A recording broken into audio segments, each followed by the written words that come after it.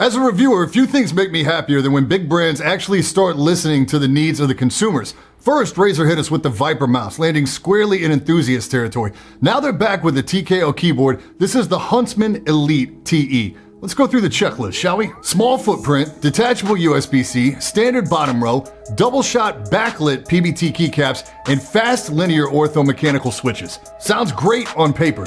Let's see how they did. You ready? Let's go.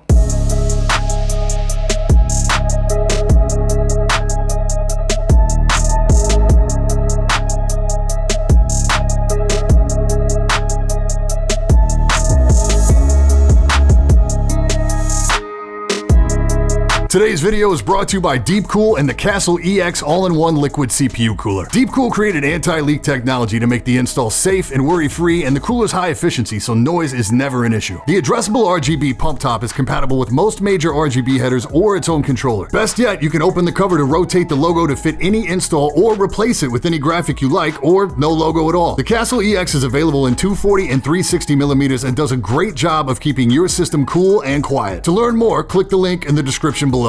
Yo, I'm Brian P. You're watching Bad Seat Tech, and today we're checking out a new TKO keyboard. This is the Huntsman Elite TE from Razer. For transparency, Razer did send this out for review, but as you should know by now, doesn't affect my review in any way. Priced at $130 US, the Huntsman Elite TE brings a lot of stuff to the table that keyboard fans have been asking for. It's got a good footprint. I understand Razer's hesitation in going with a 60 or a 65 because sales drop off really sharp after full-size boards moving to TKO, and even further as you get down into small form factor. Frame here is mostly plastic, floating switch design here with an aluminum top plate. No surprise that this does show oil and fingerprints. The branding isn't obnoxious either. The Razer logo doesn't even appear on this board, just the Razer typeface and a very stealth, very class spot gloss on the aluminum. It's not even RGB.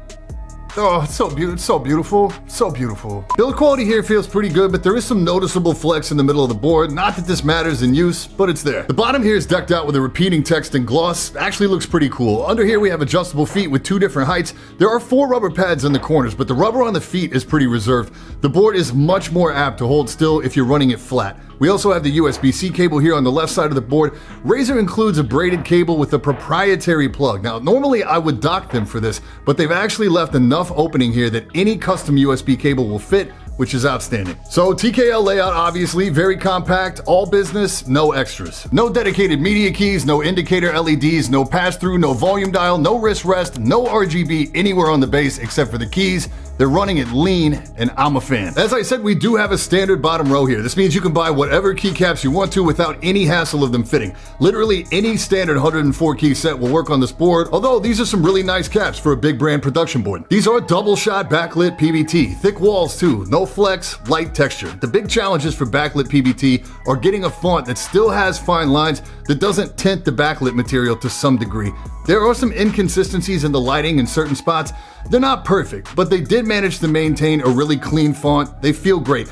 Maybe it's just me, but the number keys look a touch off versus the alphas. This is a really loud board, honestly, and if you're a heavy typer like me, it is very loud, and the keycaps definitely have something to do with that.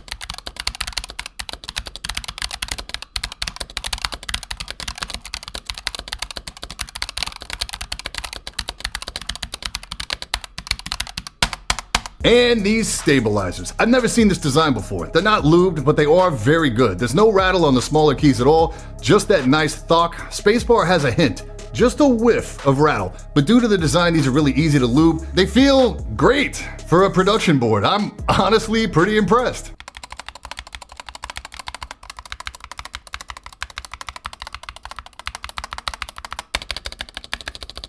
So these switches here are the linear optomechanical. Interesting design, they do have a mechanical structure to them, but the actuation is triggered by interrupting a light beam. Think of these like the keyboard version of the mouse switch that we saw in the Viper. These are linear, so no tactile bump, 40-gram actuation, and they feel really smooth. They have about as much stem wobble as you see on a standard Cherry MX, and they do have an MX-compatible stem as well, so again, no issues with custom keycaps here. The wire assembly seems like it would just rattle like crazy. They actually don't rattle under regular use, but if you shake the board side to side, it will.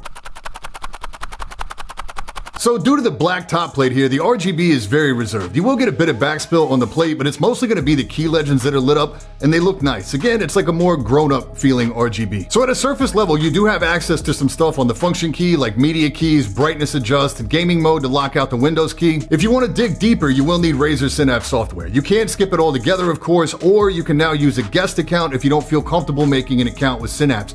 Inside, you can play with the lighting, also customize and rebind practically everything on the board. Not only on the default layer, but on the Hypershift layer as well. And the board has onboard memory, so you can store up to 5 profiles on the board. This is hybrid storage here, so while the basic stuff will travel with the board, some features do require Synapse to be in the picture. Okay, closing out here, I feel like this is a solid step for Razer, and proof positive that they are listening to the user base. At $130, it's priced competitively with other TKL boards that offer less in terms of quality and compatibility. I think the closest head-to-head for me is this versus the Ducky 1-2 TKL, and it's kind of a trade-off. With the Razer, you get the optomechanical switches and the floating switch design. With the Ducky, you get a higher bezel and the more familiar Cherry MX switches. As weird as it seems, I think the biggest drawback to this board is the sound. It's super loud, so I'd have to give the day-to-day typing experience to the Ducky. The TKL stuff I'm looking at from Durgod feels amazing as well, but $99 on the Durgod gets you no backlight and no shine through. $130 for the RGB version of that board gets you those thin ABS shine through keycaps. There's the GMMK TKL, but again, ABS keycaps and micro USB. You do gain hot swap with that board, but sometimes you'll gain some case ping as well. Versus the Logitech G Pro TKL, the Huntsman has more familiar feeling switches and better compatibility with aftermarket keys and USB-C. I like Romer G switches, but not everybody does. I mean, really, my main criticism here is that it's loud. It's really, really loud. That's about the only drawback. But it's a really strong outing. I don't have a problem recommending this to anyone who doesn't mind owning a loud keyboard. A couple things I would have liked to have seen here, a couple accent keys like you see with the Ducky, maybe in like Razer Green or Deep Purple. I feel like it's a cheap add-on, and people seem to like it. I also really like Razer's wrist rest for the most part, so to have a free-floating, completely detachable wrist rest would be really cool here as well. But I think the Huntsman Elite TE is a big step for the industry. I honestly hope it sells enough that other manufacturers feel the pressure and start delivering value like this. The Viper and this board, to me, is a respectable 1-2 punch from Razer. Links are in the description. As always, any questions, hit me in the comments or drop by the Discord. And that's it for this time. I'm Brian P. Thanks so much for watching. Don't forget to hit that like button, hit that sub button, and until next time, stay up.